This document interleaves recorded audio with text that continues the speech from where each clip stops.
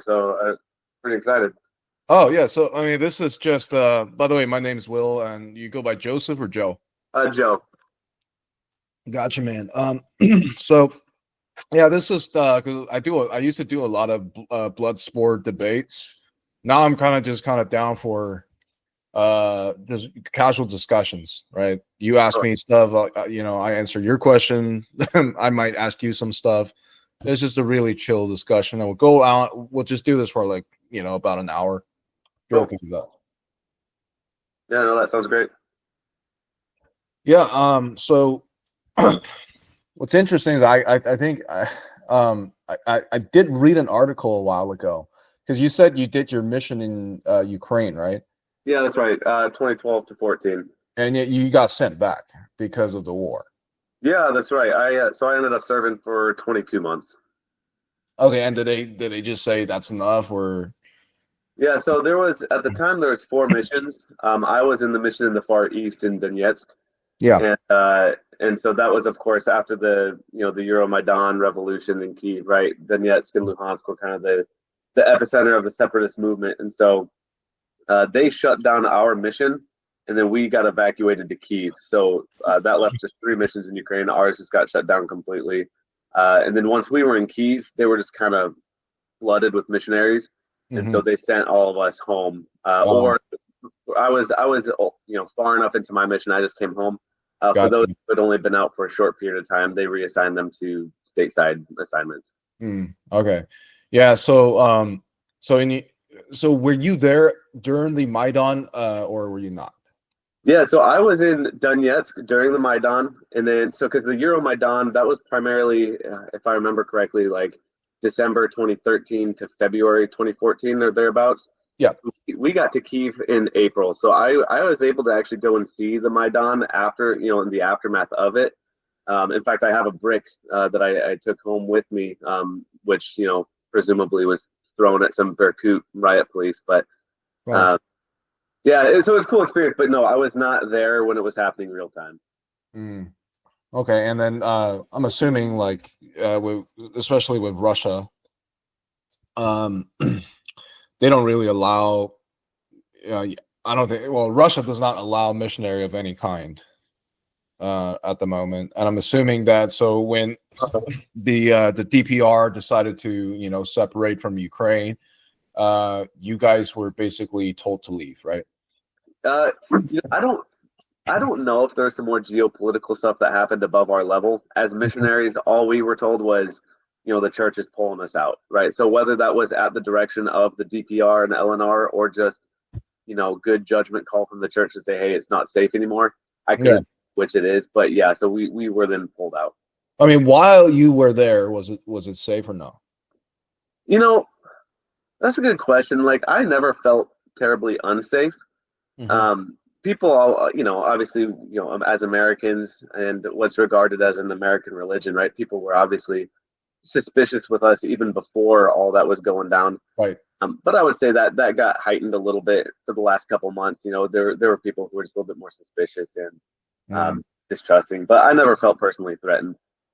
Yeah, I mean, did you like? Because I'm personally very invested in this issue of Ukraine and Russia, Yeah. mainly because I'm Orthodox, and one of our the one of our arch enemies are the Uniates. I don't know if you know who the Uniates are.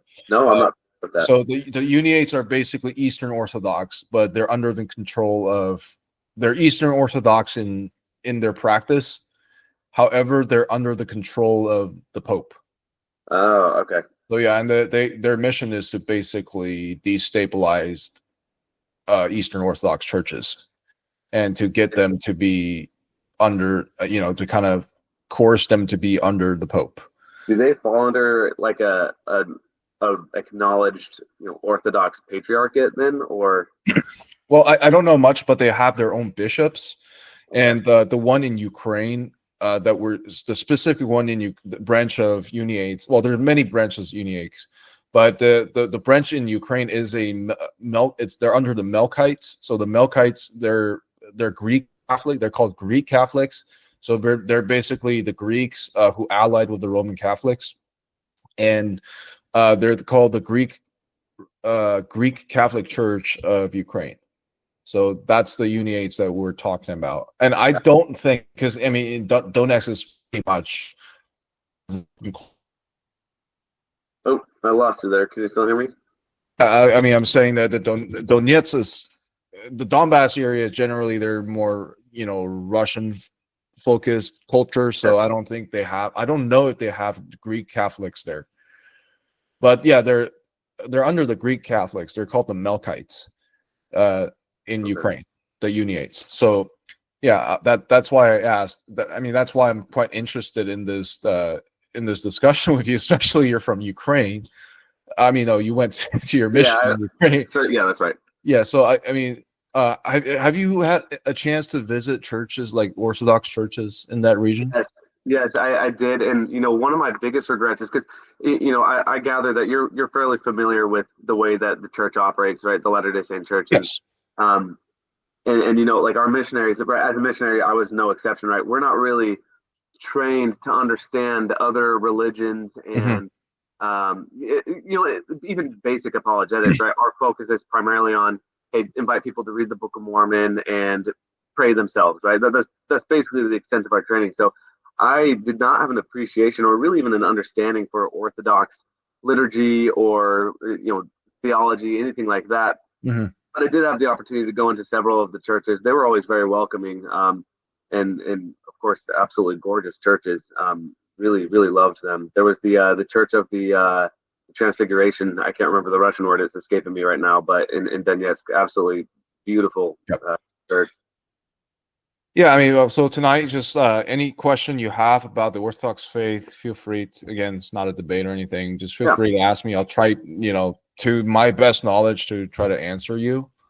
But so just out of curiosity, while you were there in Ukraine, have you personally witnessed any, especially in the Donbass region, right? Any sort of extremism on either side? So I would say no.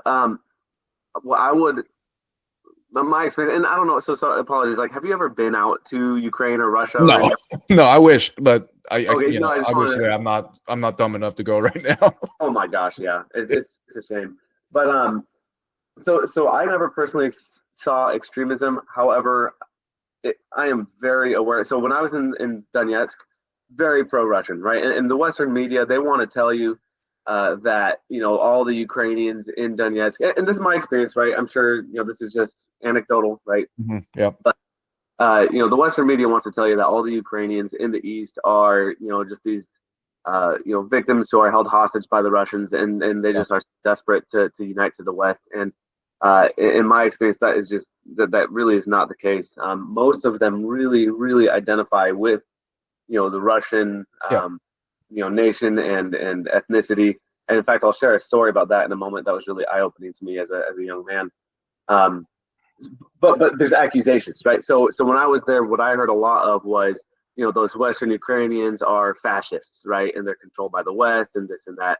And then when I got to spend about a month in Kyiv, it's a little bit more gray there. There are some people who I found were pro-Russian, but a lot of people were very pro-West, and then they wanted to point toward the Russians, right, and say, hey, well, they're the tyrannical, right, colonialists, so to speak, who just want to absorb Ukraine and make us a Russian state, right? So I heard a lot of accusations of stuff, but I never personally witnessed or interacted with someone who was like, yes, I am a Nazi, or I am a Russian who thinks that we should, take over. Yeah. So interestingly, I actually interviewed one of the Nazis there. Okay. So his name, he was American, because what happened was there was a lot of neo-ends, right? We got to say that. Neo-ends that went from all over the Europe, especially in Scandinavian countries and Canada and America. They went to join the Azov. Yes. And one of them, you guys can look it up. One of them, his name was Boneface. So the reason he was called Boneface is because he had bone tattoos all over his face. But the dude, we had a news group on Telegram, and he actually went in there, had a conversation with us. That's awesome. Yeah, I mean the dude was absolutely unhinged. He was showing us his PKM, machine gun. It's like, oh, I killed this many people today. I was like, okay, no, you didn't. You're literally in like a safe place. Yeah. You're like, Well, yeah, all sorts of unhinged stuff. But you know what's interesting, because I was let's introduce ourselves, right? So I was an atheist for many years. And so my senior year of high school, I lived with a Mormon family, right? And then that's when like that's kind of where like Christianity as a whole was introduced to me. But again, like most 18 years old, I was kind of stupid, right? And this was in 2017, 2018. So I didn't really care about any of the stuff, but I remained in the LDS sphere. I wasn't formally baptized, but I would remain in the LDS sphere for 3 years. And after that, I mean, you know, obviously college is kind of always chaotic nowadays. And I kind of just delve into philosophy, and then I start understanding faith. And then I explored all these churches, and I ended up deciding to become Orthodox, right? Yeah. But when I first became Orthodox, I was catechized in the Greek church. And the Greek church is very pro-West. Right? And then and then what happened was I spent 2 months in Asia that summer. Then I met all these Russian Orthodox, which their liturgy and culture, I mean, we're celebrating the liturgy of St. John Chrysostom, but the way that they formulate it is very different. And I don't like it because I still like my Greek liturgies, you know.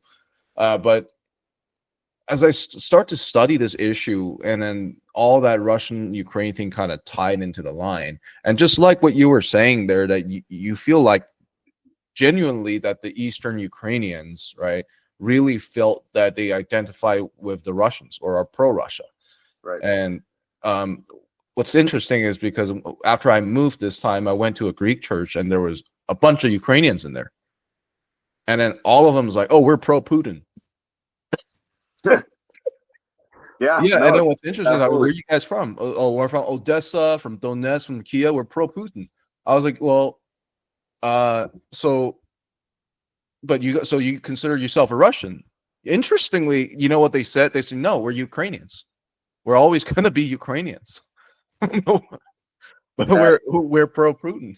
So isn't that an interesting perspective, especially to people like us in the West? You either identify with us or not, right? Yeah, no, absolutely. Yeah. I think it's very hard for the West because we have our own kind of black and white view of the world, and it's very hard for us to understand, I think, the mentality of people out there, and how really even people of what we would just assume is, you know, a shared ethnicity, just how vastly different they see things on those lines. Yeah, I mean, and then even now I help out at a Serbian parish, and then they're like, "Oh, the Russians and us, we're brothers." Yeah. I'm like, what? You're like how many countries away? You're further than Ukraine. Well, yeah, no, a lot of them, because, you know, Russia, like, you know, ever since 1917, right? They have, with the Soviet Union, they have really worked hard to Russify a lot of those areas, and they've done a good job at it, right? Where now all these people are like, "Hey, this is Big Brother. Like, I want to be part of that." It's very fascinating. It's a wonderful place in the world. I love it, and it really is a shame to see what's happening. But so, do you learn any Russian? You speak Russian? yeah, I speak Russian. I unfortunately don't speak Ukrainian, because obviously in the East, you know, Russian was the preferred. How was it learning Russian for you? It was tough.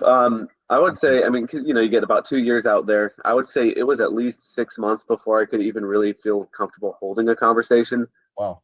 But realistically, it was the last couple months of my mission where I felt. So see, that's something I really like about, you know, not just your missionaries, but missionaries of, you know, everywhere, because you do get that one extra skill. Absolutely, right? yeah. And you're not going to regret that for at all. And oh no, I mean that has profoundly shaped my life. Like, I mean, hardly a day goes by that I don't think about my mission, or that, you know, some degree of, whether it be the language or the culture or the media or anything like that, like the Russian influence, you know, it touches my life, you know, nearly daily. Yeah. All right. Well, I mean, so let's get into this. You have any questions for me regarding Orthodoxy? Yeah. Oh, so actually, yeah. because so we had alluded in that first comment that I meant, you were talking with that individual about the schism and as it relates to the apostasy, Yeah. and we kind of started talking about apostolic succession, right? So again, I'm more familiar with Catholicism and their arguments and things. So I am curious, right? Because so one of the reasons why I was born a Latter-day Saint, and Right. then I went casual status, and then started realizing if I believe this, I need to take it more seriously, right?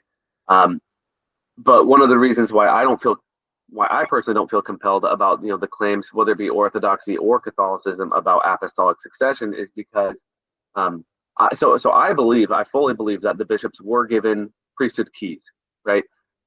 However, I believe that the apostles retained the highest degree of those keys. And so to me, the question is that I would have for Orthodoxy is, and by the way, right, not trying to be too flattering or anything like that. I do think that this is a question that is more difficult for Catholicism to answer because they have elevated one bishop above the others. Mm-hmm. So I do think that this is a bigger issue for them to answer. But I guess my question is, how can you be certain that it was the intention of the apostles for the bishops who had keys to carry the same full set of apostolic authority after the apostles were gone, right? Or I guess another way of asking that is, why did the ordination of apostles stop? Ordination of apostles. So, well, the issue is we don't believe it stopped. We believe that they are the bishops. They're just not called the apostles. So bishops are apostles, effectively. Yes. Oh, okay. No, shoot. Do you know, is that the same? Because what I understand from Catholicism is that they view the time of the apostles ended, and now it is the bishops who are the So the reason why we say it like that is because that one, the apostles are used to specifically identify the ones who witnessed Christ, who were sent out, the original ones that are sent out by Christ. That's why that specific word is used. And if you look at the duty of the apostles, they were significantly different than what the bishops are doing, right? Which is they had to actually go out and set out these seats. And that's why we don't, language changes. We don't usually call our bishops apostles because that word, we just receive those words. Well, sorry, man, long day at work. Yeah. We see that word as something that's given to the original followers, the ordained ones by Christ himself. Okay, so then that raises, I guess, a following question then is, because Matthias, so he was a witness of the resurrection and the ministry of Christ, right? Mm-hmm. But he entered into the apostleship through the laying on of hands of the other apostles who had received their apostleship through the laying on of hands of Christ himself. But then you get Paul, which is kind of, he's just a unique figure, I think.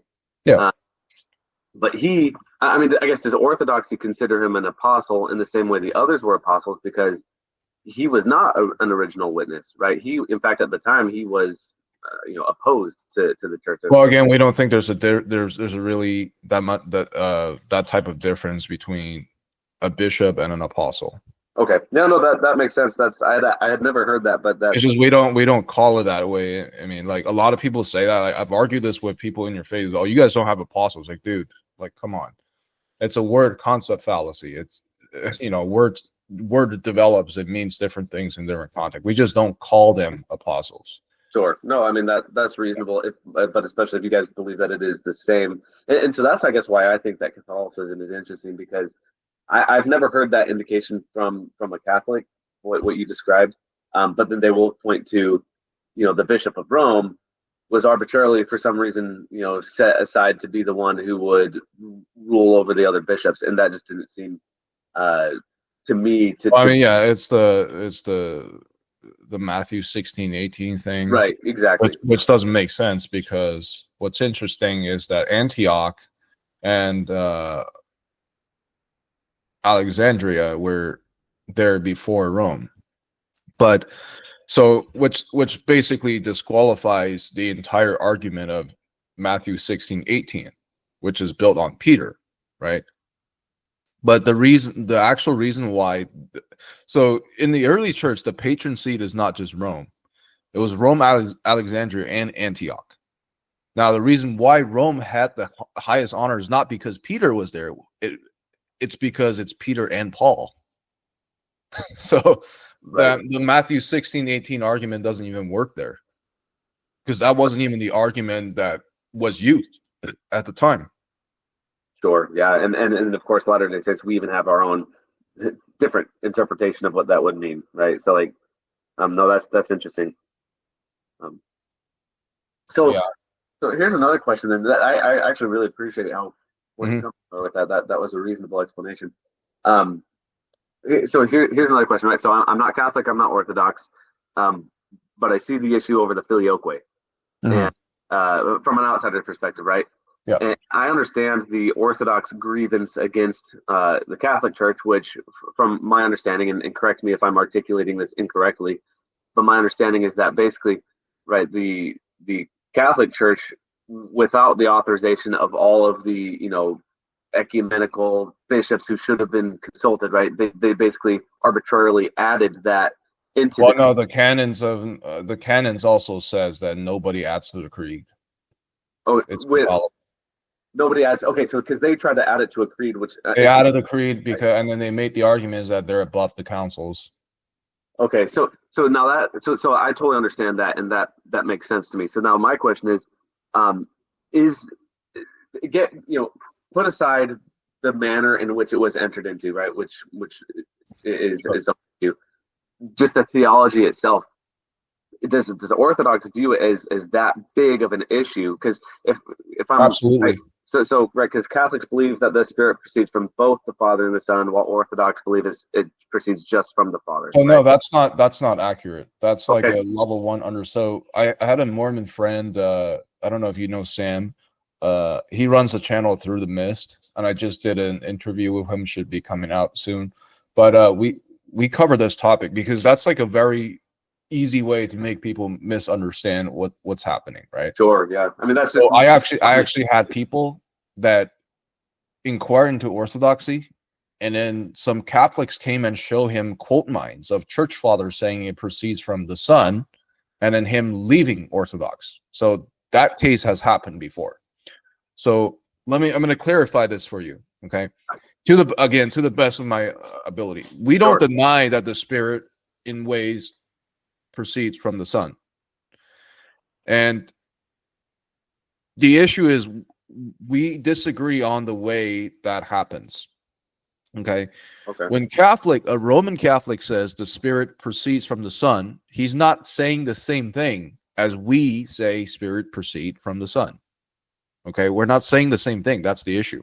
Okay, so if we read the Cappadocian Fathers here, there's a few things that they lay out. Okay, which is so Nicaea 1 is where the Trinity came out, but what defined the Trinity is the Fourth Ecumenical Council.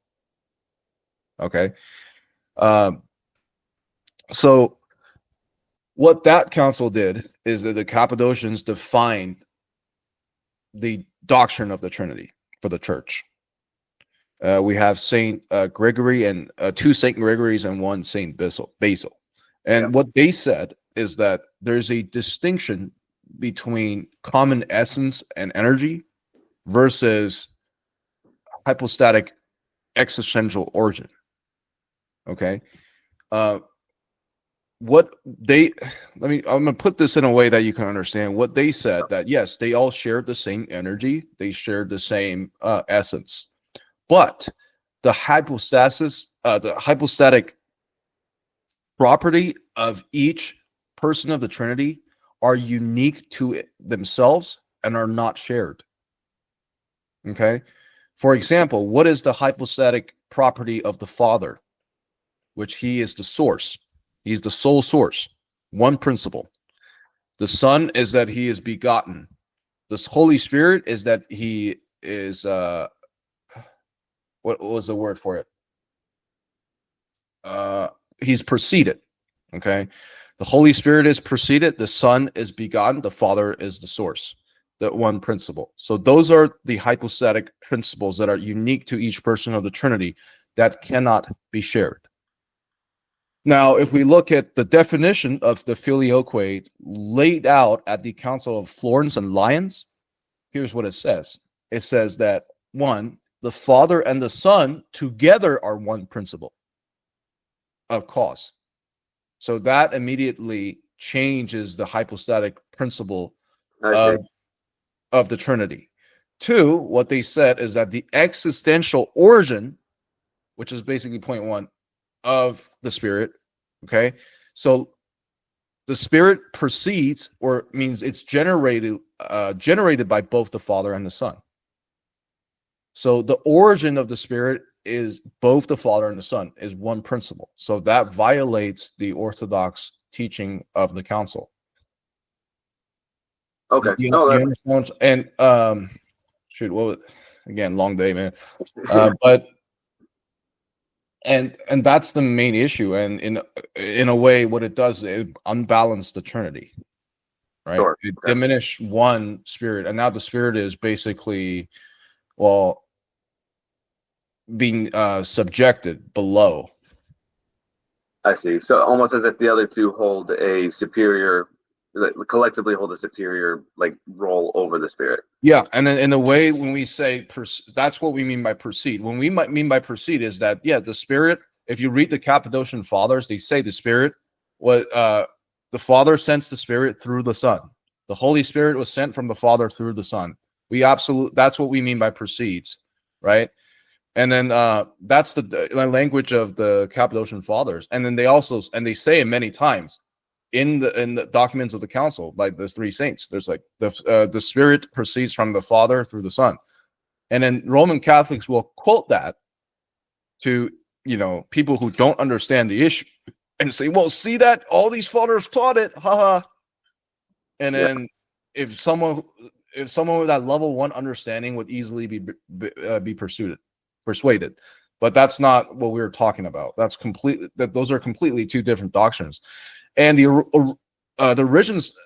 origins of the filioque was that they're trying to combat the semi-Arians, and obviously the Arians are the ones that are denying the divinity of Christ. So they're trying to elevate Christ in a linguistic way to prove that Christ is God and to prove his divinity. And those people, they didn't even mean what Florence and Lyons mean. That's a Latin development, if you know what I mean. Yeah, definitely. Yeah. So okay, no, that's okay, because prior to this, right, previously, I had always looked at it and be like, well, as an outsider, right, why does that argument even matter, right? But obviously, I don't particularly believe in the Trinity, right? But from a Trinitarian worldview, if they're all the same being, like what difference does that make? But no, that's interesting to hear that explanation. I'd never heard it like that before. Yeah, I tried to make that clear, and then I'm not an Orthodox apologist. I'm just the guy who, but I always try to make that clear to especially catechumens coming to church. I make sure they understand this because they can't control themselves from going on Discord and to debate on topics that they have no clue of, and they get smashed and cry about it. So I'm telling them, okay, well, your level one understanding needs to be elaborated in a way, because it's kind of what it is. But that misconception is all over the place. Well, yeah, I mean, because like I'm a very casual guy, right? Just get on YouTube, like, oh, okay, I've heard of the filioque. Let's try to hear an explanation of it, and and typically it's exactly what you described, just I guess very basic.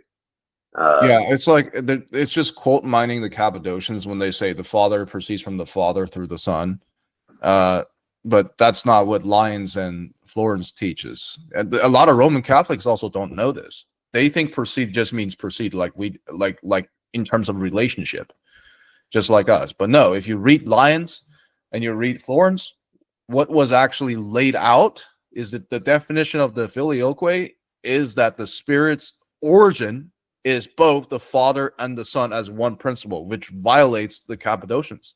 Yeah. Okay. Yeah, no, that makes sense. So, cool. Well, sweet. Shoot. I don't mean to keep like hitting you up with questions and stuff, but No, hey, again, we're just having casual conversation. yeah. You know, just any question you have, I'll try to answer to the best of my ability. Yeah. So this is one that's not necessarily directed toward Orthodoxy, but I'm curious. I'm curious to get your take. Now you kind of alluded to kind of being careful which words you use. And I've seen in some of your other videos that you refer to a certain group as the Jehus. Is that like a word that you try to be careful? Well, or fruit squeeze, right? And I try not to, there's the trigger words. I mean, if you look at the content itself, it's like, it's basically just facts. But yeah, I don't, using some of those words will draw you crowd. Again, like a lot of people think clout is fun, but I agree clout is fun, but there are even you're eventually going to run into clout that you don't want. Yeah. And that's not going to be nice. So I'll just use the word Israelite then. How about that? What was that? I'll just use the word Israelite then. They're technically, yeah, sure. Or Jehus. Whatever, I'll just talk normally, whatever. So okay, I've got a thesis statement, if you will. I want to share that, and then hear me out. I'm gonna kind of defend it, and then I want to get your take on it. Okay. So here's my thesis. Right, Christianity did not come out of Judaism. Judaism is an apostate form of early Christianity. So here's my defense of that now. First, the Book of Mormon, right, which recognize that you don't really, that you won't believe it's true. However, for the sake of the conversation, right?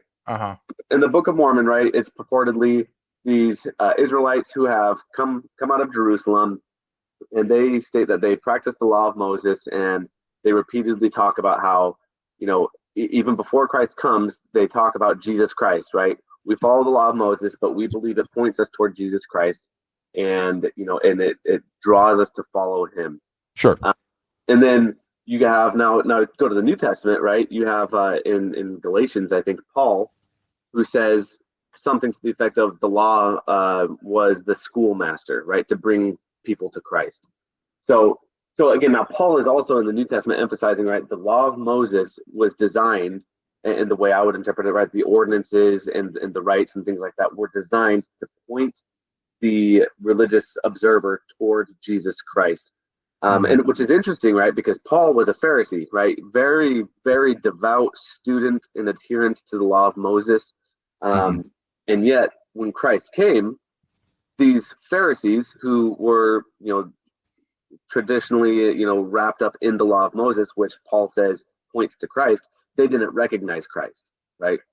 So it's a very fascinating dynamic, I suppose. But I guess how I'll further defend my statement here is, right. So well, I don't disagree. So, but I just never, personally, I never phrased it that way. Sure. Because I don't know, you guys have a scholar named Robert Boylan. I don't know if you're familiar with that guy. No. So yeah, but so how we always looked at it is that there always been a few theories of Judaism, even in the time of Judaism, of traditional Judaism, because there are Judaism teachings that believe that there are multiple quote unquote power in heaven, and obviously that would be the Christian paradigm that it was alluding to. But we do believe that it's not it's always, Christianity's always been there. There's never such thing called Judaism. It's always been Christianity. Yeah. Right. Because it's Christ. I mean, Christ, that's what Christ said. I mean, it was me talking. It was me talking to Abraham. Me wrestling. Yeah, exactly. It was Jesus Christ, right? When he spoke face to face with Moses, right, on the mount. Yeah. So I mean, I would agree with that. Okay. Yeah, no, I just find it interesting because the Roman Catholics don't believe that, right? Yeah, exactly, and I think even Protestants too, right? Because I think a lot of people almost separate, right, the Old Testament from the New Testament. Well, so so we got to be careful when we say Protestantism, because there are people. Protestantism is just a weak. It's such a stupid word now. That, I mean, so here's how I say this, right? I think Protestants were referring to traditional Protestants, and then the other group the ones that you're talking about that believes in multiple covenants, they're the dispensationalists who actually fall into the evangelical camp. Sure. And the evangelicals pretty much don't believe anything that the Protestants believe. And the specific branch you're talking about, the dispensationalists, they also deny Christ as the Savior, right? Yeah, I've heard of such things. They have to, because they have the goal. Well, it was born out of the Schofield thing, which they were tasked to create a version of Christianity that's Jew friendly. Yeah. So what they did is that they took, I don't know, in my last video, I talked about it, but they took verses to make it pro-Jewish, such as the promise was made to the singular seed of Abraham, which it was talking about Christ. They added an S behind the seed to say, oh, seeds, all the Jews. So that's what they did. And to make that work, they have to say that, well, Christ is not their Messiah. Yeah. Yeah, no, I mean, and I guess so. Ultimately, that kind of gets back to then I guess my thesis then is right, because I do believe that Moses on top of the mount spoke with Jesus Christ, right? Yes. Mm-hmm. And I do believe it was Jesus Christ, the same one who came in the flesh, right? It was Jesus Christ who gave the law to Moses, and it was designed to remind people of him and what he was going to do, and so that's why I say, right.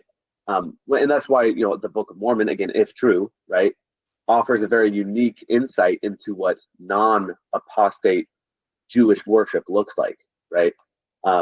Again, just with the assumption that it's true. So I don't know. It's just an interesting sure consideration. Yeah, that's fine. So I mean, at the time of when your religion was born out of, which was I don't know, the 1800s or the 1700s? Yeah, 1820, 1830. Yeah. I mean, in the 1800s, to be fair, there was no such thing as evangelicalism. So I mean, most of the Protestant denominations, and including yours, which is inspired out of Protestantism, they all had the similar belief, that like what you said. And it wasn't until later on with the Rothschilds and the Jewish power starting to encroach onto the West, trying to seek into the West, where that when the dispensational movement really kind of reshaped America's religion, especially in the Christianity sphere, they created the evangelical thing, right? And then that's really when then we saw a lot of Vatican II, right? Yeah. Okay.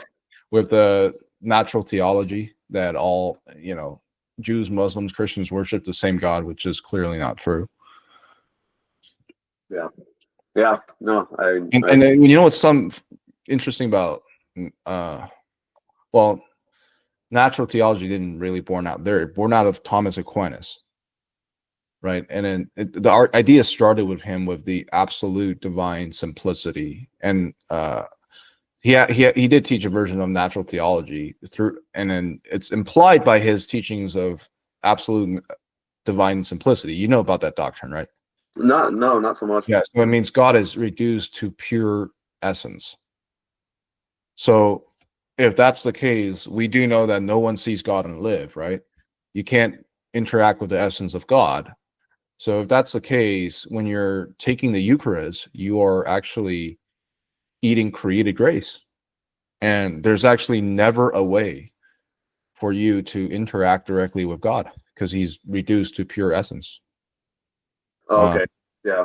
Which actually, if you read, there's a debate between our theologian, Saint Gregory Palamas, and theirs, his name was Barlin. If you read it, Gregory argued that if you're going to continue this path of Thomism, the West is going to become atheist. And which is, it's well on the march toward that, Well, no, this was during the Enlightenment. Yeah. This was before the West. So he said that, and then guess what? The West did actually become mostly atheists. Yeah. Because, well, what's the point? Well, if God's not a personal being, and Thomas also said that morals and ethics are built into human nature. So you actually don't even need God directly to know these things. So that's a part of what inspired the secular humanist movement. Sure, and it turns people into their own gods at that point. Well, there's no need for the God to Right. direct, right? So, I mean, it reduces prayer. I would guess it would, because you can everything, and you know about all the theophanies in the Old Testament where Christ appears. I mean, all of them. I mean, I've read the whole Old Testament. Well, you know the passages where Christ appears and wrestles. Oh, sure, yeah. Yeah, so they think that's just created illusion. Okay. Yeah, that's the Roman Catholic belief. So I guess how does the Orthodox interpret all of that then?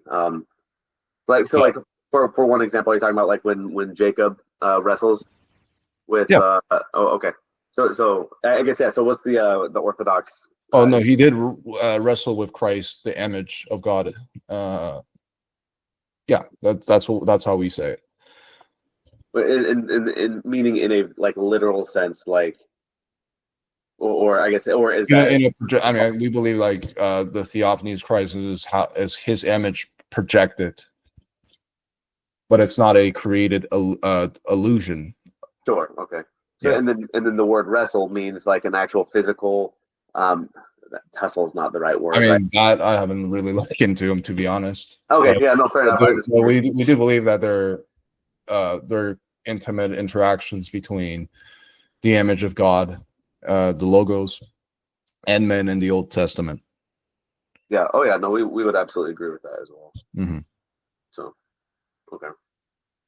I guess because I mean we don't really I think particularly I mean you know the scriptures are so replete with so many things that you just there's never time really to fully try to I feel like at least for the lay person, right, to really try to right. Yeah, I mean unless I mean I think that's one of the biggest things that coming like especially Protestants, oh, you don't read the scriptures every day. And then I would always say to them, so well, why do I have to do that? I mean, yeah, I'm not denying it's good to do that, but why do I have to do that? Yeah. It just sounds like you're actually virtual signaling. Sure. Yeah. Well, I mean, where does the scriptures tell you to do that? No, yeah, I would agree with that. I mean, yeah. But yeah, I study the scriptures in chunks, and that's kind of like how I like to do it. Yeah, I think it's usually more beneficial to kind of read, you're going to be familiar with Latter-day Saint scriptures. We got all our cross references, which can be helpful to try to find different ideas that are linked. But I tend to also, usually kind of reading start to finish, you see a story unravel, rather than trying to just pick out some random thing to focus on. So I got a question for you. When you were in Ukraine, how difficult was it to talk to people in Donetsk? So I imagine are you talking about specifically on matters of faith, or are you talking like language? On matters of faith. How do you feel it was easy or not very easy? I wouldn't say it was easy, but I also wouldn't say it was hard, right? Like typically what we would do is we would just go into their concrete apartment buildings and knock on doors, and very often you would get it's funny, you get three common responses, right? I'm in a hurry, like I'm into work, I'm in a hurry, don't bother me. Or God is one, or I'm Orthodox, right? Or we're Orthodox. And so usually like, okay, yeah, I mean, no harm. I would say my personal experience with Ukrainians and Russians out there was they're pretty distrusting at first and not wanting to really talk. When you do get the one or two, occasionally who are willing to talk and you start having a conversation with them, they might not agree with you, but they tend to be very, when you can get them to open up, they tend to be very loyal, very, I mean, they're kind of like teddy bears on the inside, right? Yeah, I mean, here it's the same thing because right now I'm attending a few Slavic parishes, and then when they see people like me who are not their group, right? Yeah. And even the younger catechumens who are not Slavic, they do get very, I guess, shut off. and then they give you the low, right? And then during lunch hour when I play Katyusha on the piano, they're all opened up and stuff. Oh man, yeah, you got to be careful too because you play that song with a bunch of like pro-West Ukrainians and you know them fighting words to them. That's awesome. Yeah. What is funny too, I found, and well, technically, I mean, a lot of the tunes I play are just Soviet songs, and a lot of them are just Slavic songs, so the Ukrainians don't mind it. Oh yeah, I think you know. In fact, I would have to kind of caveat what I said with Katyusha, right? Like, I mean, Katyusha is not even like a pro-Russian song. No, it's just often associated with Russian military, right? Yeah, because I mean, they do play it in their parades. Yeah, exactly. But I mean, I don't see why that's like. We have Ukrainians pro or just neutral in our parishes. They really don't care, and they seem to like it. Yeah, I think it I just don't play like Defense of Moscow or something. Yeah.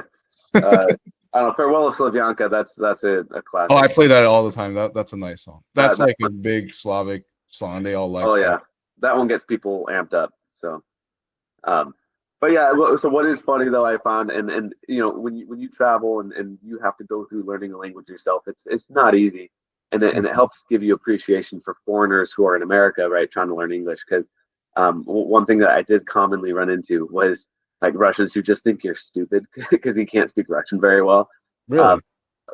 Yeah, like you'd be sitting here talking and you'd be like, oh, what's the word? And like, oh, you mean, you know, boot or whatever it is, right? Like, what are you dumb? And I would say that's not all the time. Usually it's those kind of old, right, guys who grew up. They're very just straightforward. Yeah. Oh yeah. We're in a Skittles type of society here, so definitely not used to that. So I'm taking it in that region, especially in Donetsk, most of them don't speak English. Yeah, I mean, I would say most of the kind of youth, right, probably 30 and under, they know some words, right, but they don't really speak it. So. Oh well, so you did get sent to a pretty difficult area. Oh yeah, but it was, you know. I mean, to speak it and to talk about faith with the language is going to be pretty hard. It is, and it's funny too, because like, you know, you go to the missionary training center and you know how to pray, you know, say a prayer in the language before you know how to ask where the bathroom is, you know. So it's a fun experience. But sorry, that reminds me, I mentioned earlier. So kind of related to that, one of the interesting things I found, right, when you talk about how in Donetsk specifically, they do not consider themselves Ukrainian. At least that's my experience with the population out there. Oh, really? So they actually called themselves Russian. Many of, in fact, most of them, yes. My 2 cents, right? There might be people out there with different experience, but so here's an example. Guy named Igor. Me and my companion, we met up with this guy. He mentioned he was building a house. We offered to help. So we go out there and we're building this house. I'm like 19 or 20 at the time. And you know, we're digging. And I found a kopechka, right? Like a penny in the dirt. And you know, in hindsight, this was a very culturally insensitive thing for me to say. I was a kid at the time, right? And I thought it'd be a funny question. But I learned a lot from it, right? So I picked up the penny and I picked up some dirt. And I asked him, I was like, hey, Igor, which one, you know, would you take? This penny or this dirt?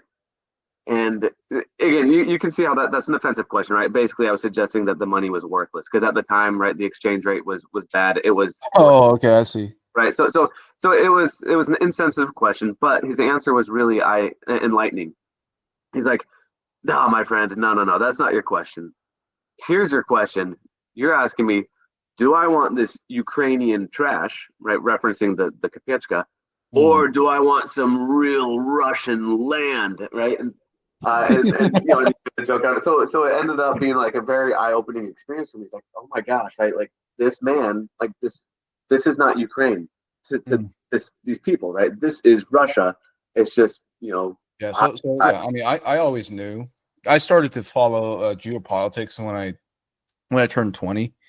I'm a 2000 kid, and and then I always knew about this stuff because I followed this before I've seen the Western media is like far right Americans joining Azov, far right Scandinavians joining Azov every day, and I knew about this thing.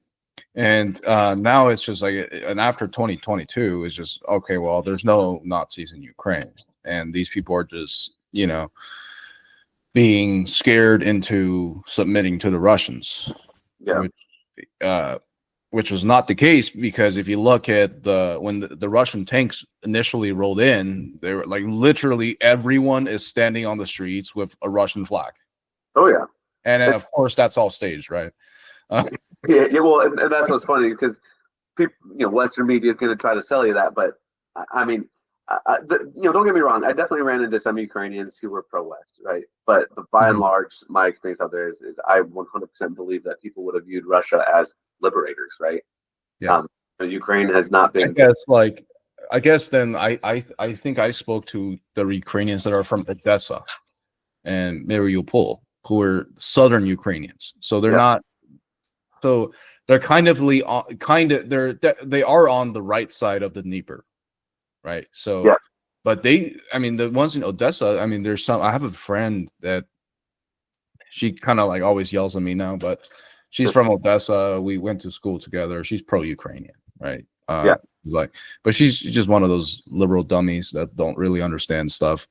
But she's like one of the Odessans that are really pro-Ukraine. But when I went to Shanghai in China, I met the priest there. He's Ukrainian. It's like, well, we're Ukrainians, and his wife is also Ukrainian. We're Ukrainians, but we're also Russians.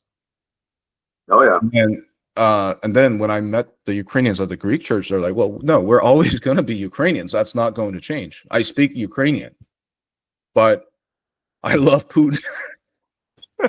That's wild. Yeah. It's a mess out there. It really is. I don't know how. Yeah. Well, a lot of things has to do with the Orthodox Church politics too. I don't know if you know that the CIA did put in Ukrainian. It's the Orthodox Church of Ukraine that's installed by the CIA, and that church ended up persecuting a lot of the canonical churches of Ukraine, and that really pissed off a lot of Ukrainians. Sure. So so that's interesting, because I had never heard that. I've obviously heard lots of accusations of Western meddling in Ukraine, which I absolutely believe. Yep. But just like there is, Western propaganda, I do also believe that there's Russian propaganda. So I'm curious, what indication do you have that that's the case, that it was the CIA? In church, in the church, it did happen. So what ended up happening was the ecumenical patriarch of Constantinople issued a decree after he met with one of the Ukrainian Poroshenko, who is the Ukrainian. He was the one right after Yanukovych got kicked out. Yeah, he's the guy that said that their children will hide in bomb shelters while ours will go to kindergarten. It was that guy. Yeah. And so after that, basically, the ecumenical patriarch signed the decree, basically that he ordained a new metropolitan of Ukraine. And so there's the Ukrainian Orthodox Church and the Orthodox Church of Ukraine. The Ukrainian Orthodox Church has always been under the Moscow Patriarchy. And then Constantinople decided to make a pro-Western version of that. And then with the help of Ukrainian authority, trying to coerce and force the Ukrainian Orthodox Church to be handed over to the OCU authority. That's what happened. So this is going to be a real ignorant question, and I'm assuming that church then is not in. I don't know if you guys would use the word communion, but not in communion with the other. Technically, it is in communion because they're still under the Constantinople patriarchy, which is in communion like Moscow and Serbia and Bulgaria and all that. Right? Well, so there's a cut in communion between Moscow and Constantinople at the moment. But this is very common in church history, and eventually, when the patriarchs pass away, it'll just be healed. Yeah. But the issue is that the Orthodox Church of Ukraine currently has a Nazi metropolitan. who first don't have valid apostolic succession. Two, he did in multiple times told people or said in public that we are proud to call ourselves Banderites. So I don't know if you know what a Banderite is. Yeah, I'm not familiar. Banderites are people who follow Stepan Bandera, who was an Ukrainian Neo-N that served in the Waffen SS in Hitler's army, and they ran the concentration camps and killed a lot of Poles, Russians, Jews. So those are basically the Azovites and the Ukrainian extremists. And this metropolitan has multiple times said that he said that we should be proud to call ourselves Banderites. Okay, yeah. So sorry, metropolitan, is that kind of like a synonymous with like a patriarch, or no? Well, he's under a patriarch. He would be like an archbishop type. Oh, I gotcha. Okay. But yeah, and then the thing is, the Ukrainian Orthodox Church still has their metropolitan. So, it's a separate one. Yes.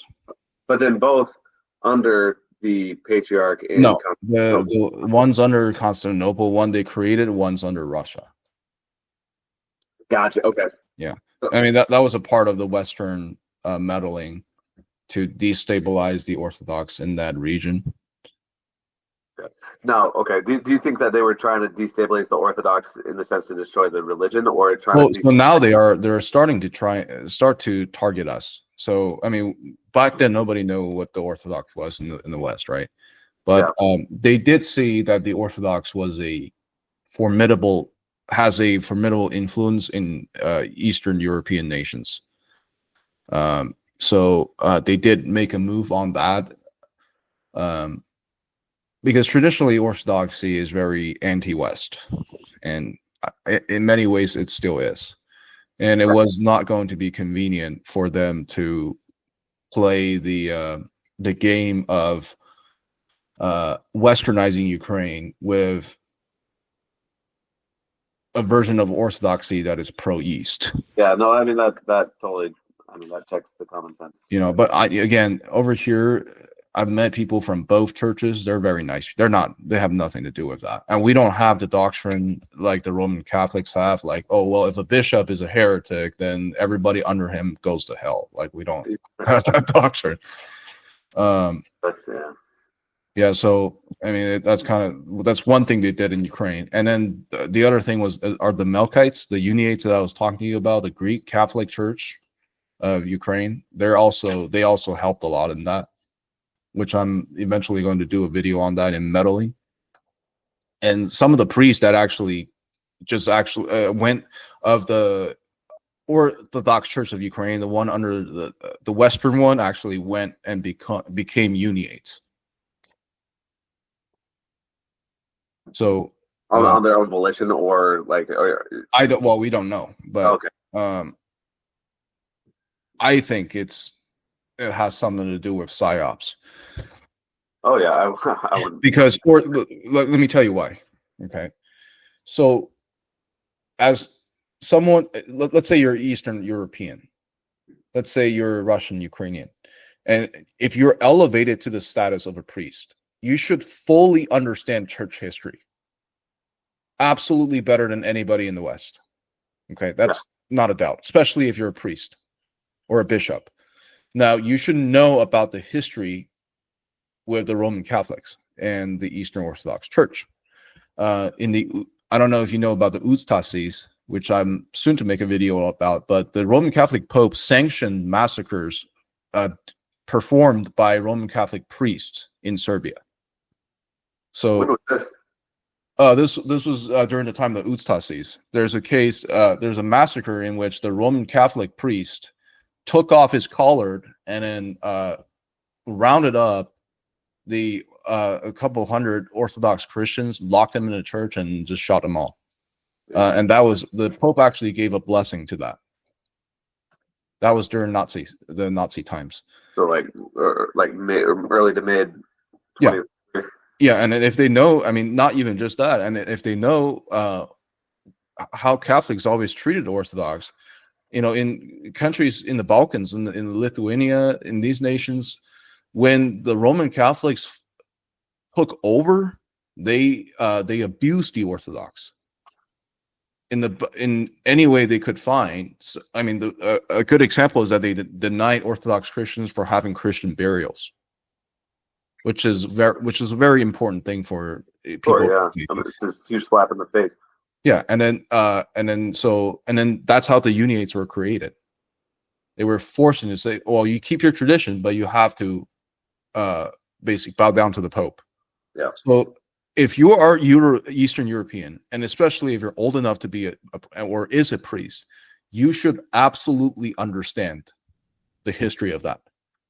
And for you to join the Uniates in that type of a situation where it's clearly meddled by the West, and when your patriarch is a neo-N, or not, excuse me, your metropolitan is a neo-N, I believe from all of those things, I can draw that it is meddling. Sure. Okay. Yeah, I mean, I don't think there's other ways around it. So Now, if it's like an American priest, I get it. Well, he probably doesn't know much history, but if an Orthodox priest from an Orthodox country in the East becomes Uniate, then that, and especially doing it in an exposed environment, I don't think that's that's just out of their own will, or whatever. Could I ask a favor? So, could like Uniates, I think you referenced like Melkonites or so there are many sects of Uniates. So the Melkites are Uniates. They're Greek Orthodox who allied with the Roman Catholics in history, and then they became the Melkites. And there are also other Uniates, Bulgarian Uniates, Ukrainian Uniates. These churches joined later, or even earlier than that. But they're different type of Uniates that were who were basically Orthodox, that were forced, or due to the crave for political power, became allies with the Roman Catholic. Okay. Yeah. No, that's cool. I just pulled that up. I'm gonna read more into that because I had never heard of Uniates. That's yeah. cool. So I mean, if you were in Eastern Ukraine, I didn't expect you to. I just asked. So but in Western Ukraine, there's a lot of, and Poland too. There's a lot of Uniates in the region. Especially they're actually quite anti-Orthodox over there. Oh yeah, I mean, well, Poland especially is very Catholic, is my understanding, right? And I would assume all these other different sects then. Yeah. So okay, well, that makes sense. That's cool. Well, I guess not cool, but it's interesting to learn more about. Like I said, that's one of my biggest regrets, is not understanding more about Orthodoxy while I was out there in Ukraine. Well, I mean, from the region you're in, most of them are cradles, so they're. I don't think they were likely going to explain things in detail like the way, like, let's say a convert like myself would explain it to you, because we have those in every religion, people who just are culturally in it, who don't really understand the doctrine or anything.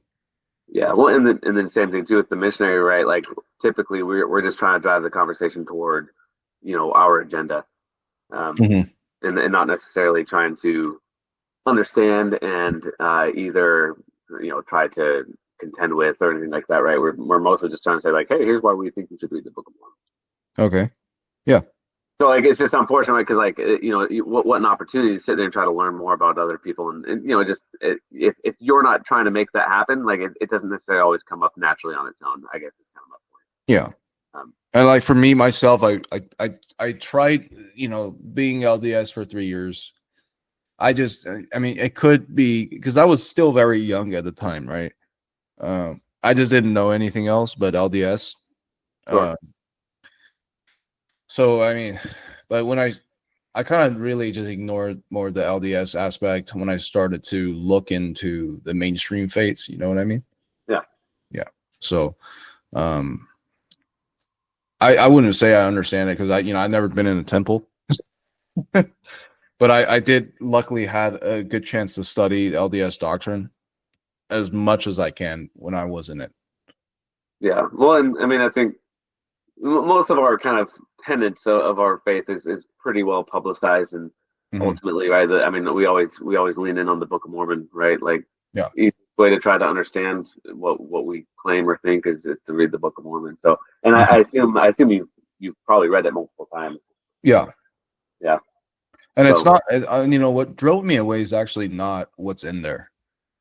Um, it's actually more of the philosophical aspects that also drove me away from being an evangelical Christian.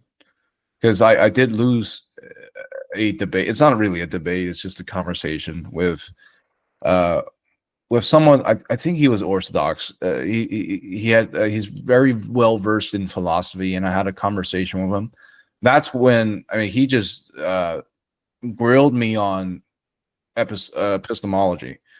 Then I'm like, okay, well, maybe then maybe I should look into the ancient faiths. yeah. Yeah, no, I mean, I think essentially that's actually really fascinating to hear because I would say most of the time, if someone has any degree of a piqued interest in the church, typically the things that will drive them away are issues like race in the priesthood or polygamy or Yeah. uh, questions of church history and Joseph Smith, things like that. So that's actually the first time I'd ever heard anyone use kind of philosophical. Yeah, well, so when I talk to people in your faith, I don't interpret your scriptures for you, right? Yeah, Uh, which I expect the same from you. And uh, because it's just a bad faith thing to do. I'm not going to tell you what your church teaches, right? yeah, But what's interesting is I have a lot of new, like younger Latter-day Saints who seems to think that, a couple went to me and try to challenge me on topic. I said, well, it doesn't make sense because you're trying to interpret my church fathers for me. yeah, And some are yeah. clearly Trinitarian post Nicaea, and you think they're Mormons, which is ridiculous, right? I'm not interpreting the Book of Mormon for you. So but again, the reason why I like the more philosophical approach is like, we don't disagree that evidence exists, right? But Yeah. what we do disagree on is how we're going to interpret that. Yeah. So if we're coming from two complete different paradigms and we're looking at the same evidence, and there's no point of talking about the evidence, Yeah, no, right? I think you just hit the nail on the head. I mean, because ultimately, at the end of the day, like we do believe the Bible is true, right? But we have a different, I mean, we have different interpretations of much of what's contained in it, right? Uh-huh. And at the end of the day, right, like we can look at the same thing and end up with different conclusions. And Right. in And my opinion, right, like no harm done, right? Like as long as I can acknowledge, right, like I'm not going to sit here and try to ram my interpretation down someone else's throat, right? right. Yeah. So this is why I don't know. There's some, and I met this anti-Mormon guy. He's like super anti-Mormon dude. I think his name was Paul G. I don't know. I don't know Right. if he even went on Jacob Hansen and tried to. Okay, yeah, I'm familiar with him. Yeah, and then he went to my friend Sam's channel too, and the guy is just totally, just literally, just he's got like a whole notebook of quote lines, and then when you actually discuss the verse with him, he just moves on to the next verse. Yeah, yeah, It's just like you understand that this is not a textbook game. Like it's not that like it's not like a physical or like a vocabulary exam where you find the verse and win. Like that's what a lot of evangelicals think. That's kind of their perception of what theological dialogues are. Just find the verse and yay, right? oh yeah, yeah, yeah, absolutely. Yeah. Anyways, you got any more theological questions for me, or move on? I guess yeah. So it's because I know I think we're already past an hour now. No, I don't really care because I got all night. Yeah, okay. Well, yeah, I guess I'll hit you with one more because I can hear my daughter. It sounds like it's crying with bedtime, so I'll probably. Uh-huh. Yeah.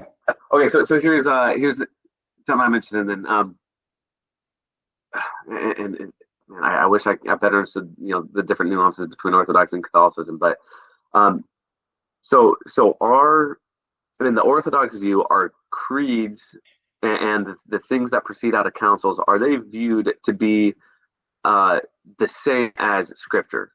No. So I guess, so what's the difference? Well, the difference is scriptures, depending on, well, we don't even think scriptures are all the same, right? They're obviously parts of just history. They're parts of prayers. They're parts of just, author's opinion. And there are parts that are divine revelation. So, Okay. So even within the Bible, you're saying there's some distinction. I mean, absolutely. Right? Yeah, yeah. No, So I mean, I agree. Like Solomon, so you're in California, right? Well, I'm sorry? You're in California, right? I'm in Washington. Oh, okay. So I wouldn't know, but if you ever attend a liturgy in English, you can tell. So so they'll begin the first part of the liturgy, right? They'll read Paul's epistles, and you can sit during that. But when the priest says, "Let us hear the holy gospel," everybody stands up. There's no exception. This is why? Because the holy gospel is literally Christ speaking to us. They're absolutely different in importance in scriptures, but the highest part of scriptures are divine revelation.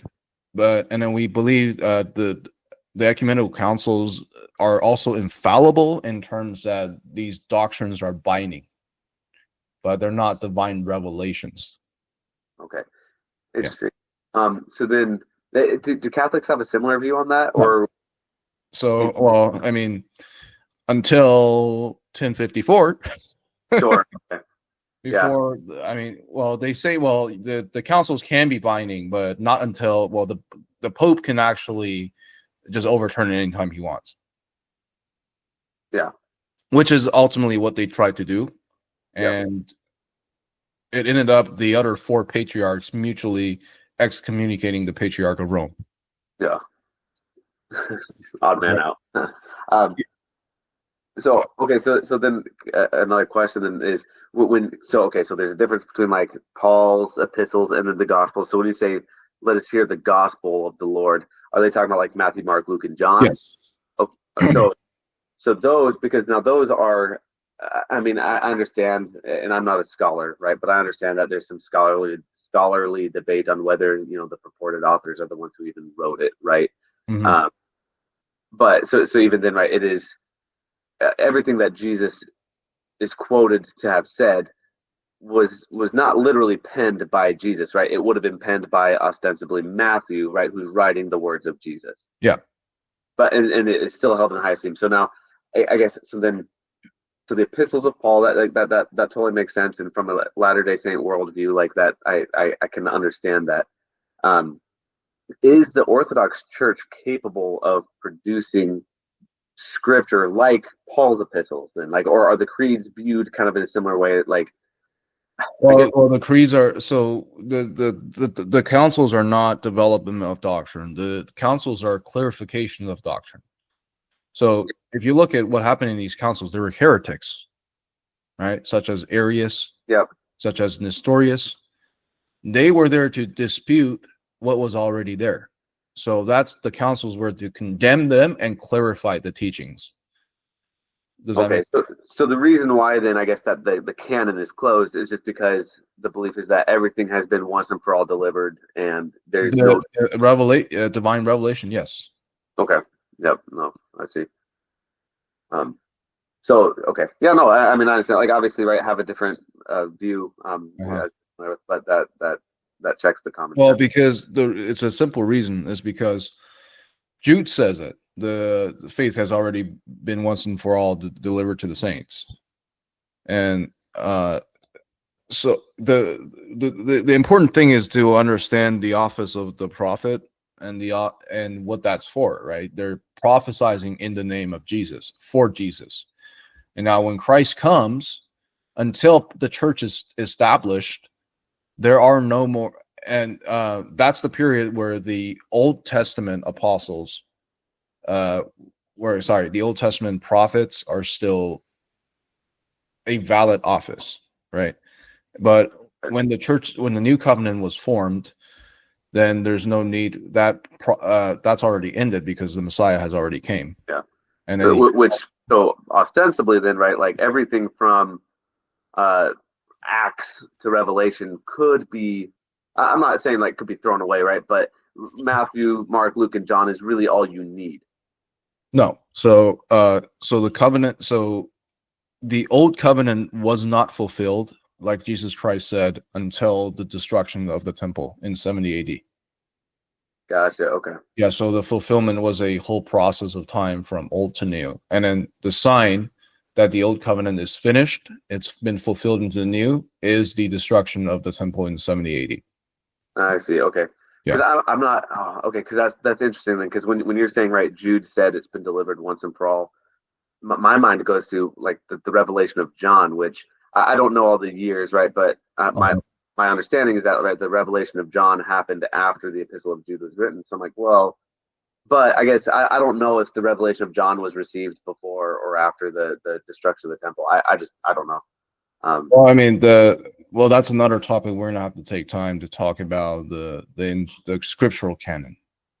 I don't think we're gonna have time for that today. That's a really long conversation. But yeah, that's kind of our stance on it. And this is what I get a lot from Protestants that, okay, well, you guys are making doctrines. No, we're not making doctrines. We're clarifying doctrines. Yeah. Right. Oh, I totally understand that again, right? Because I assume it's very safe to say, right, Orthodoxy rejects the idea of sola scriptura, which is. Well, I mean, if you can show me where that is in the scriptures, according exactly to right. Like it's sola scriptura. Where's sola scriptura? And well, there's a few issues with sola scriptura. One is, where is sola in scriptura, and where is scriptura in scriptura? Yeah. And where is sola scriptura in whatever scriptura is scriptura? So that. Oh, I agree. I mean, like sola scriptura is an inherently self-defeating. Well, what's interesting, I don't know if you. Well, the original Protestant sola scriptura is not even the evangelical sola scriptura. They're talking about completely two different things. Okay, in what sense? So the original sola scriptura is actually called sola prima scriptura. Okay, it's called scriptural prime. It means the Bible is the highest authority. But still But they also acknowledge the authority of the divine traditions. Yeah. No, okay. The sola scriptura of evangelical clowns says that, well, no, scriptures are the only authority. Yeah. Which is not in the scriptures. And it's, even amongst evangelical and other circles, right, they can't always necessarily agree on what it means. No, I mean, so I guess my point is, and faith alone, sola fide, is also defined differently. So that's why I was telling you that the evangelicals don't believe anything that the Protestants taught. In fact, I'll tell you this: if Luther and Calvin are alive today, they will be killing the evangelicals. No, I'm not saying that as a joke. They did that. Because the Anabaptists who reject infant baptism and who rejects baptism or regeneration, they actually drowned them. That's all the Baptists and evangelical today. Yeah, no, I mean, yeah. I don't mean to be, throwing spears at them, because I know that there's plenty of spears that can be thrown all around and into us and all that. But I absolutely agree. I mean, I think that a lot of that it's just not borne out in even in the text of the scriptures, right? So. Yeah, I mean that's the funny thing is they say that, oh, you're following tradition of men. I was like, oh, well, you're doing that. You're actually doing more of that. Yeah, no, they got their own tradition. You actually added stuff. Did you know that in Luther's canon he added faith alone, the word alone, to many parts where it says faith by grace? Oh, actually, he actually added that, and then the Roman Catholic scholars pointed that out, said no, it's not in there, and Luther said, well, I don't care. He was the one who pulled out the, what was it, seven books of the Bible, right? And in his translation. Yeah. So okay, no. Well, actually 9, including James and Hebrews. Oh yeah, okay. Because James says not by faith alone. Right. Yeah. I mean, James kind of dismantles all that. But no. Okay. Yeah. That's interesting. All right. So is any more questions? No, hey, I appreciate you. This was eye-opening, and you gave me. Yeah, I mean, dude, I like as soon as you said you served in Ukraine, I was excited for this conversation because hell yeah, I think people who follow my small channel, they always want to know about that stuff. You know, they're very politically active. So it's nice to have just to speak to someone who's been there to give that perspective. So I'm taking that you're a Star Wars fan. Oh, 100%. I mean, I'm the pre-Disney Star Wars primarily, obviously. So do you like the Legends and stuff? You know, I'm ashamed to say I'm actually not too familiar with any of it. Like, so I got a question. Let's talk about Star Wars real quick before we end here. Do you think Darth Vader sucks? Sucks in what sense? Well, I think he's just not that good in general, because if you think about it, right? Well, I think I think so. The issue started with Sidious, right? So Sidious was not. I don't think Sidious is legitimate in the rule of two, because he didn't actually defeat his master.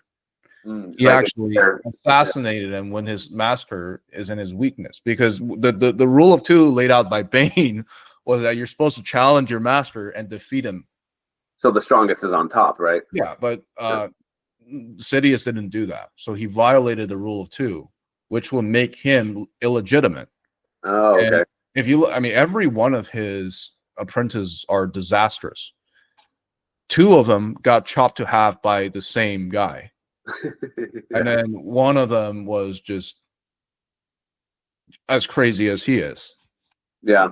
Right? I mean, Dooku was such a good swordsman, but he just, I don't know what makes him think going to Sidious is going to solve problems. Yeah. Seems to be very dumb decision made by a very smart person. Yeah. No, I never considered that. But the issue of Vader's is right. If you look at the ascension of a Jedi who became Siths in the history of Siths, you're supposed to kill your master. He failed to do that 3 times. Yeah, no, I absolutely, and I think there's a lot of ways that he kind of failed. And then if you look at the way he killed Sindralik, which was stupid, because he got beat the crap out of by Sindralik, and while Sindralik was off guard, he threw his saber at his chest, so he was technically defeated by Sindralik. I just don't get the Vader hype, man. Like I don't get it.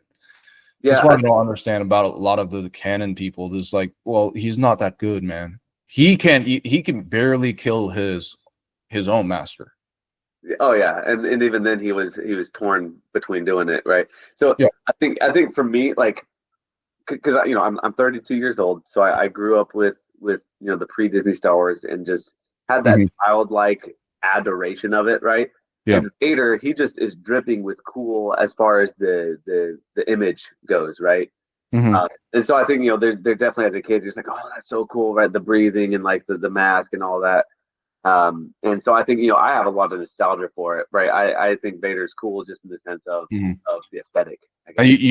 So you said you're not a big fan of the Disney stuff. Are you talking about the TV? I actually like some of the TV shows, but I just hated the last 3 movies, which doesn't make any sense. So I'll tell you, like, I saw what was the first one?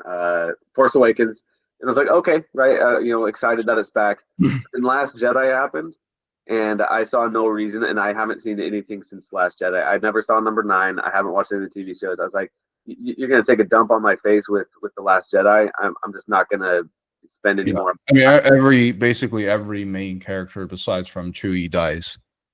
Yeah, and they just and not only dies, but they destroy not only like the life of but they destroy the character of the character, right? Yeah. So I after the Last Jedi, I was like, I have no more investment. I'll just stick with the original 1 through 6. Yeah. What do you think about Obi-Wan, the TV show? I never saw it because, like I said, not gonna. Well, it's already on the internet, but Obi-Wan fair and square defeats Vader again. Oh, geez. Yeah. So, I mean, do you know that YouTube channel called Stupendous Wave? Yeah. I actually, it's been a while, but I used to watch it pretty. Yeah, but he went on like cope mode, full like copium overdose. After that episode came out, he said, "Oh, Vader's not all there." I'm telling you, dude, watch it, dude. He lost fair and square.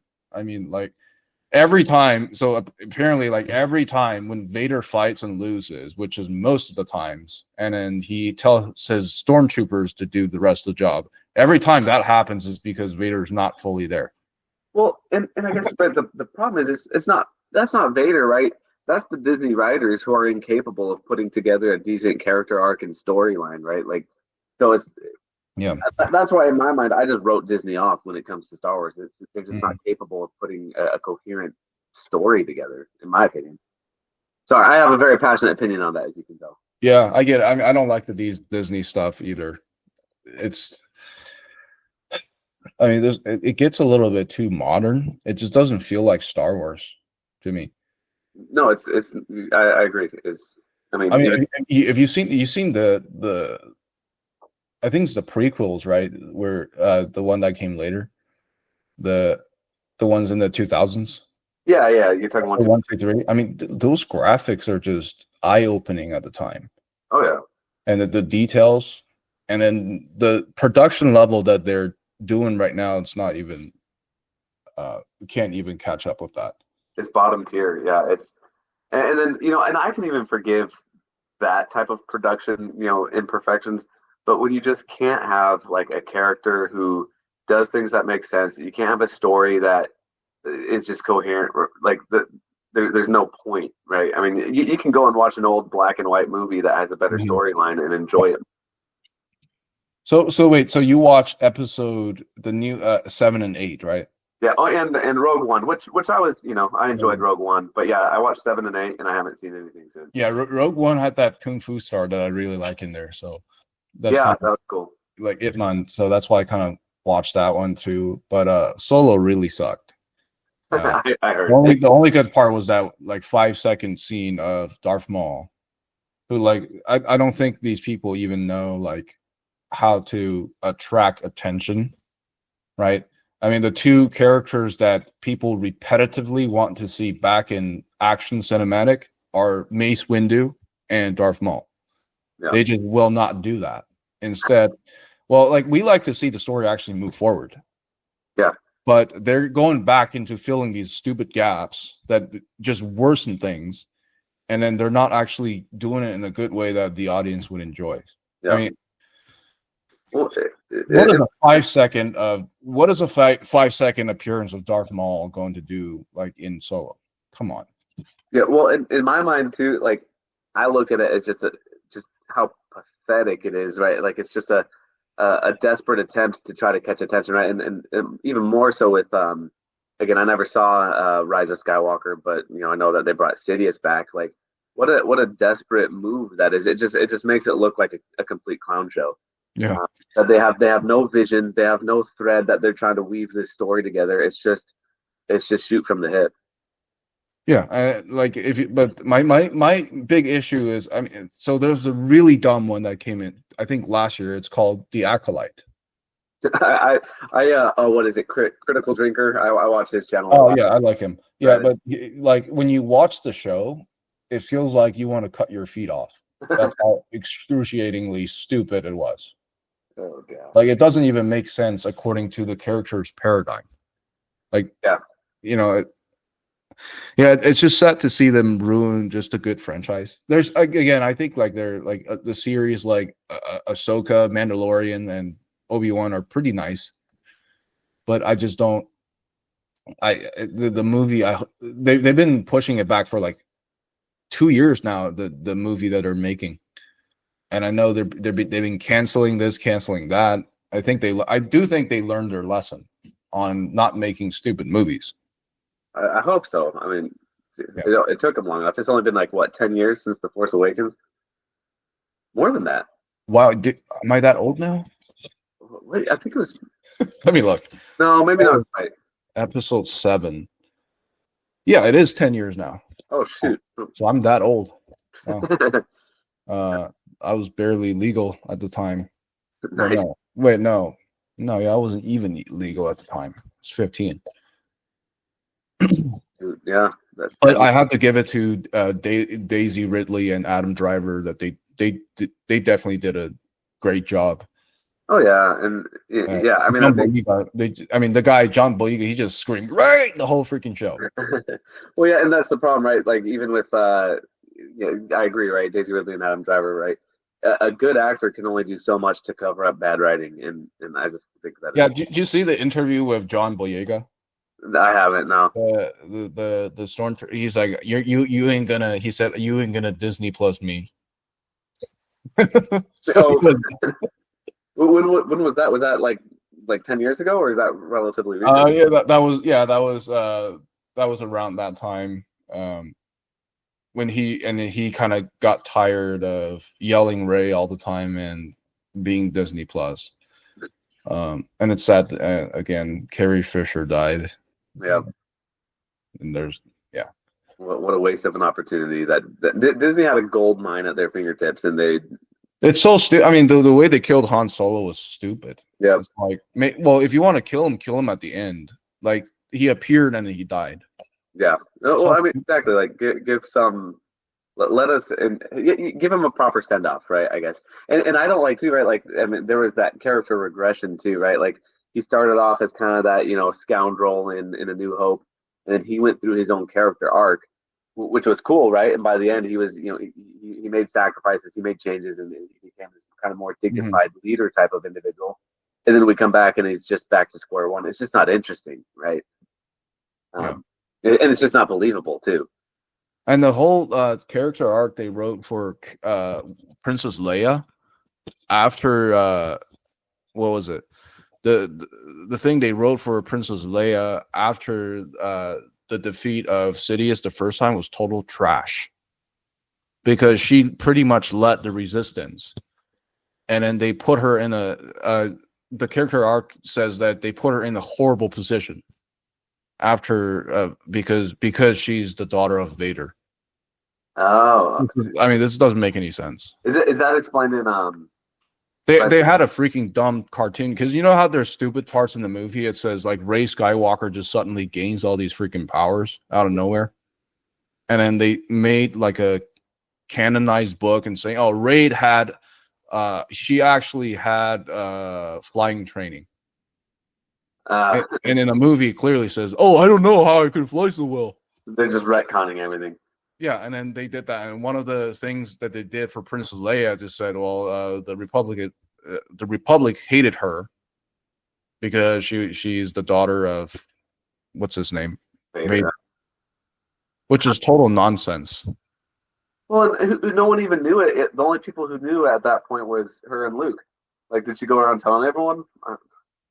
Well, it still doesn't make any sense because, well, she literally led a large part of the resistance. She risked her life for the resistance. Yeah. And she, I mean, absolutely. She was a freaking prisoner of war on the Death Star at one point. Like. Yeah. So that was stupid. I think Rey is just a stupid character. Well, I mean, I think, and not to get, I guess, too political, but I just look at the character of Rey as less of an attempt to write an interesting and personable character and more of an attempt just to infuse political ideology. You can't say feminism on YouTube. You definitely can say it, but yeah, it's because it's just like a magic girl who gains powers. Yeah, it's just I can force lightning. Did you see the part that she did force lightning? Is that where she blows up a Chewie with it? Yeah. Well, I don't know if that's episode 8 or 9. That's definitely. I think that's in 9. Yeah.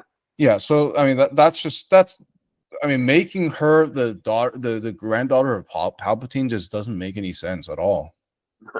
No, you think Palpatine is stupid enough to not know he has a granddaughter? and to not use her. Well, no. See, Palpatine's not stupid enough. The writers of Disney Palpatine are stupid enough to not. Yeah.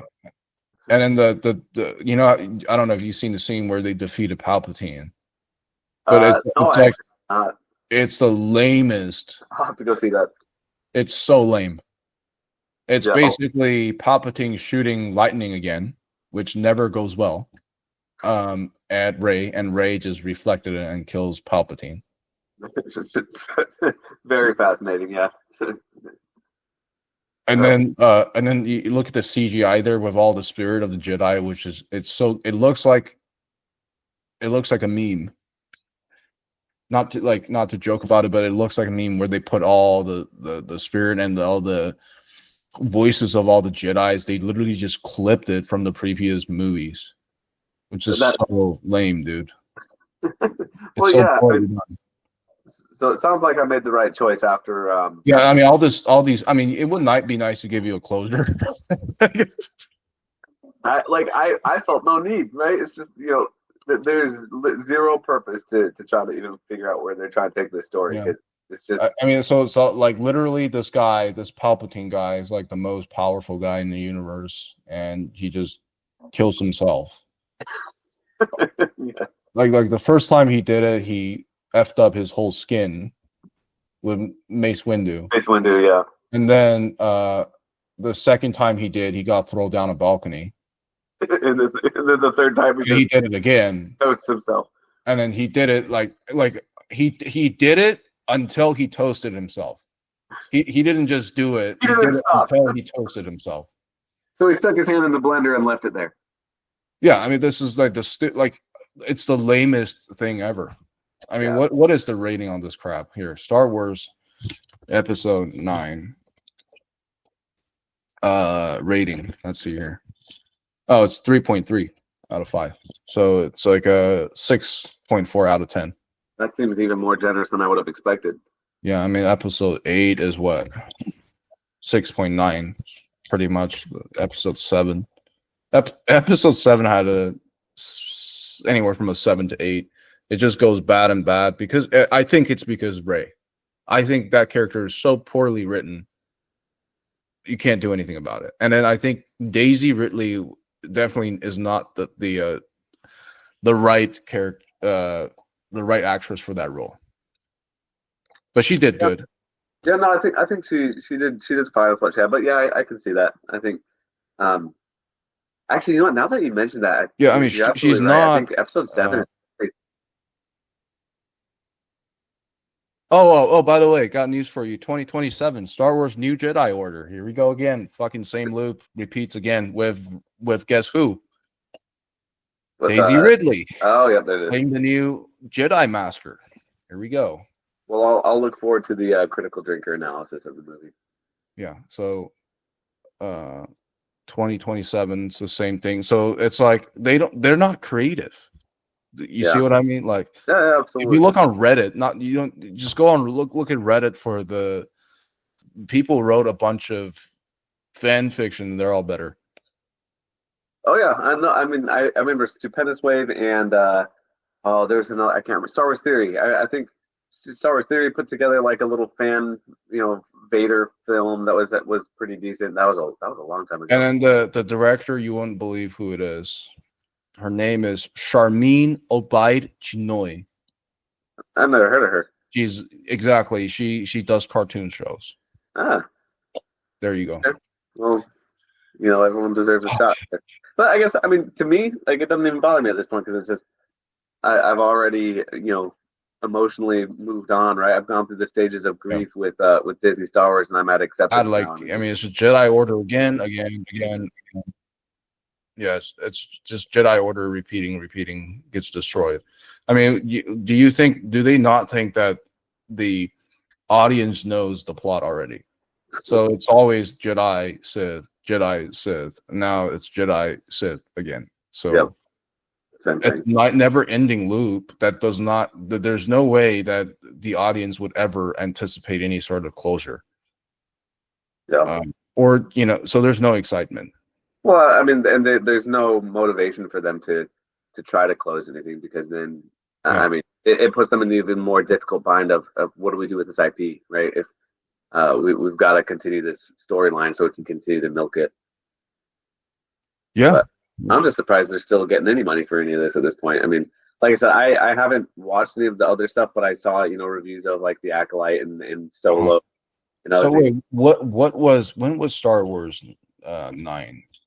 So Star Wars 9 came out. Rise of Skywalker was 2019. They pushed that movie back 8 years. Oh yeah, I see what you're saying. Yeah. So that's how poorly. I mean, I'm personally not very optimistic. Even they spent 8 years making this movie. No, It's just because you're using a really bad. I mean, personally, if I'm the director, I would move away from the character. I would just start a new Star Wars. You know what? Here's the way I would put it. Right. What does Jesus say? Right. I think it's Matthew. Right. Jesus says, "A good tree cannot bring forth corrupt fruit, and a corrupt tree cannot bring forth good fruit." Right. Disney's a corrupt tree. Right. They're just incapable of bringing forth good movies. Right. Yeah. I mean, I don't know though. Like, do you remember there's any part of the movie that says, "Oh my God" or something? Does it say that? I don't think it does. Right? Not that comes to mind. No. Yeah, I was just wondering because it would be funny. I don't think that they have like the creator concept. That's you know what, you're right. I like any inkling of I think the only indication of any sort of religion is their references right to the Jedi and things like that. Well, I mean the Force, right? Yeah, exactly. So that's I had never even thought to pay attention for that. That would be interesting to give it a All watch. right, well, I'm not going to hold you any longer. It was great talking to you. I'm sure we can go hours. If you ever want to talk about the canon of the scriptures and stuff, just let me know. Happy to do a talk on that. Yeah, no, we'll do. I appreciate it and appreciate you inviting me over. It was really enjoyable for me. What I don't want to say though, like this has been on my mind is, even though we disagree about a lot of things, right? I think we can agree that if it wasn't for Jesus Christ, there would be no point in any of this, right? And so I think at a minimum, right, I think we have different understandings, right, and beliefs regarding him specifically, but at the very least, right, all glory to Jesus Christ, and I'm always thrilled in another brother who may share some different beliefs, but is ready to give. Yeah, and then the regarding the title and stuff, I hope you understand. Like in my channel, if you look at it, it says it's a comedy channel. Oh, I know. So after that, I started watching some, and I'm not gonna lie, I was getting a kick out of it. I watched the one where you rewrote Ether 15. Got a good laugh out of that. You actually enjoyed it. That was yeah. It's like I'm not malicious to anyone. I don't hate anybody as a person, right?